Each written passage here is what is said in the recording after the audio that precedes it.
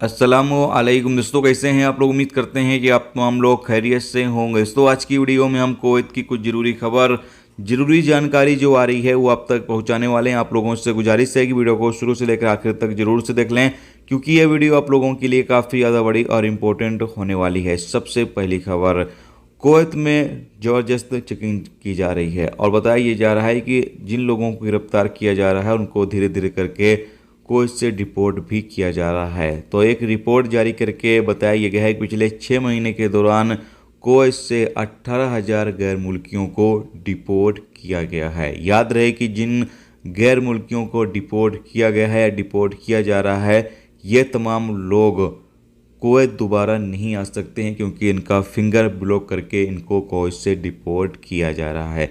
इसके साथ एक अपडेट ये है कि कुवैत के जलेब, अल शुवैक और सालमिया के इलाके में एक कैंपेन चलाया गया, जिसके नतीजे में कई प्रवासियों को गिरफ्तार किया गया। इसमें से कुछ प्रवासी ऐसे थे जो लेबर लॉ की खिलाफ वर्जी कर रहे थे, जबकि कुछ लेडीज़ लोगों को गिरफ्तार किया गया है जो गलत हरकतें कर रही थी, यानी कि धंधा वगैरह करने का काम कर रही थी। इन लोगों को भी पकड़ा गया है।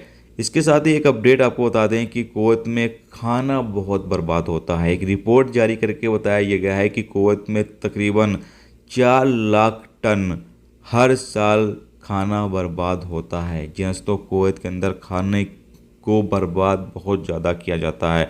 तो आप लोगों से भी यही कहना चाहेंगे कि आप लोग उसी हिसाब से खाना अगर होटल से मंगवाते हैं तो उसी हिसाब से मंगवाएं, ताकि ज़्यादा खाना बर्बाद ना हो। अगर आप खुद बनाकर खाते हैं तो उसी हिसाब से आप खाना बनाएं, ताकि खाना ज़्यादा बर्बाद ना हो, क्योंकि 4 लाख टन सालाना खाना बर्बाद होना बहुत बड़ी बात है। इससे एक छोटा मोटा शहर या यूँ कह लें कि एक गांव जो है इतना खाना आराम के साथ खा सकता है।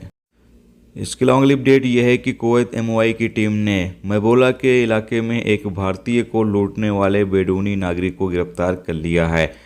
एक वीडियो क्लिप सोशल मीडिया पर वायरल हुई, जिसमें देखा गया कि एक बेडूनी नागरिक एक इंडियन नागरिक को लूट लेता है और ये इंडियन नागरिक कार में रहता है और ये बंदा कार में जाकर इंडियन नागरिक को लूट लेता है। वीडियो सोशल मीडिया पर काफ़ी ज़्यादा वायरल हुई। पुलिस ने पहचान करके इस बंदे को गिरफ्तार कर लिया। अब इसके खिलाफ जो भी कानूनी कार्रवाई है वो की जाएगी। इसके अलावा अगली अपडेट यह है कि कुवैत कैबिनेट ने जुमेरात को यानी जुमेरात 28 सितंबर को छुट्टी की मंजूरी दे दी है। नबी करीम सल्लल्लाहु अलैहि वसल्लम की पैदाइश और वफ़ात के मौके पर छुट्टी की मंजूरी दे दी गई है, यानी कि 28 सितंबर को कुवैत के अंदर छुट्टी का ऐलान कर दिया गया है।